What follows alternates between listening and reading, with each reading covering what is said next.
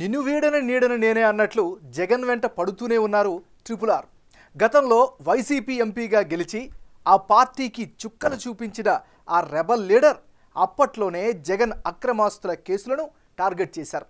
తాజాగా జగన్ అక్రమాస్తుల కేసులపై ఆ ఉండి ఎమ్మెల్యే దాఖలు చేసిన పిటిషన్పై సుప్రీంకోర్టులో విచారణ జరిగింది.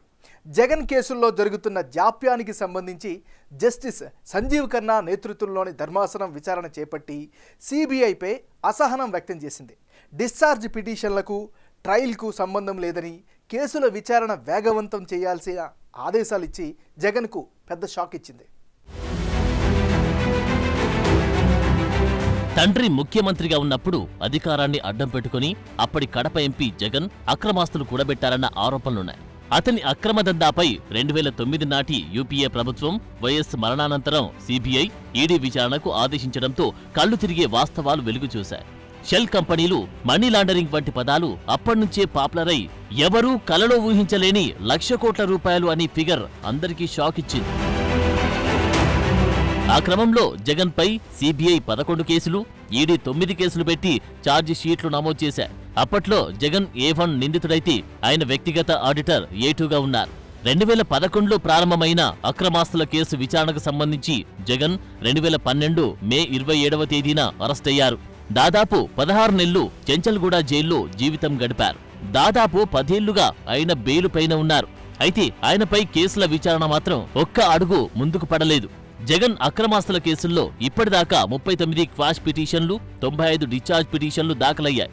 వీటిపై తీర్పులివ్వకముందే 6 న్యాయమూర్తులు బదిలీ అయ్యారు. జగన్ బెయిల్పై వచ్చినప్పటి నుంచి పాదయాత్ర, రాజకీయ కార్యకలాపాలు, ఇతరత్ర రకరకాల కారణాలు, సాకులు చెబుతూ వ్యక్తిగత హాజరు నుంచి మినహాయింపు పొందారు. సీఎం అయ్యాక తాను ప్రజాసేవలో నిరంతరం నిమగ్నమై ఉన్నందువల్ల భారీ ఆర్థిక లోటుతో ఉన్న ఏపీని కాపాడాల్సిన బాధ్యత తనపై ఉందని, హైదరాబాద్కు రాలేనని పిటిషన్లో సమర్పించారు. కింది కోర్టు ఈ పిటిషన్ను కూడా తిరస్కరించినప్పటికీ హైకోర్టుకు వెళ్లి అనుమతులు తెచ్చుకొని కేసుల విచారణను జాప్యం చేస్తూ వచ్చారు. కేసుల్లో అసలు విచారణ ప్రారంభం కాకుండా మాజీ ముఖ్యమంత్రి జగన్ దాఖలు చేసిన డిశ్చార్జ్ పిటిషన్ల ఎత్తుగడ తాజాగా సుప్రీంకోర్టులో చిత్తైంది. డిశ్చార్జ్ పిటిషన్లకు అసలు కేసుల విచారణకు మధ్య సంబంధం లేదని సర్వోన్నత న్యాయస్థానం స్పష్టం చేసింది. కేసుల సత్వర విచారణకు ఇదివరకే స్పష్టమైన ఆదేశాలిచ్చామని, కొత్తగా మళ్లీ ఆదేశించాల్సిన అవసరం లేదని తేల్చి చెప్పింది.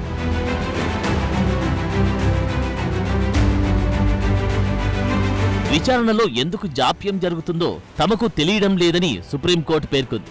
అదే సమయంలో జగన్ అక్రమాస్తుల కేసులో సిబిఐ అఫిడవిట్లో పొందుపరిచిన అంశాలు ఆశ్చర్యకరంగా ఉన్నాయని సుప్రీంకోర్టు పేర్కొంది. ట్రయల్కు డిశ్చార్జ్ పిటిషన్లు అడ్డంకి కానే కాదని స్పష్టం చేసింది. సర్వోన్నత న్యాయస్థానం గతంలో ఇచ్చిన మార్గదర్శకాల ప్రకారం విచారణ సాగించాలని ఆదేశించింది.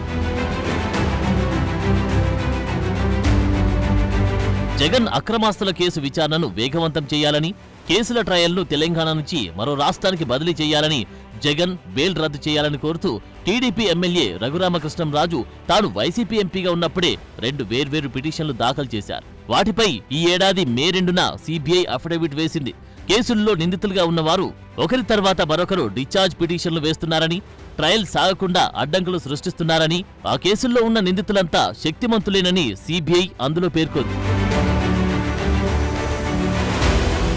దానిపై జస్టిస్ సంజీవ్ ఖన్నా నేతృత్వంలోని త్రిసభ్య ధర్మాసనం విచారణ జరిపింది. డిశ్చార్జ్ పిటిషన్లకు కేసు విచారణకు ఎటువంటి సంబంధం లేదని స్పష్టం చేసింది.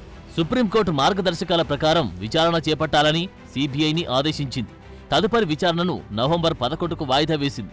సుప్రీం ఆదేశాలతో కేసుల విచారణ ప్రారంభం కానుండడంతో జగన్ తిరిగి కోర్టు మెట్లు ఎక్కడం ఖాయంగా కనిపిస్తోంది. మొత్తం మీద జగన్ అక్రమాస్తుల కేసులో ఇప్పటిదాకా జరిగింది ఒక ఎత్తు, ఇకపై జరగబోయేది మరో ఎత్తు అని న్యాయ నిపుణులు అభిప్రాయపడుతున్నారు.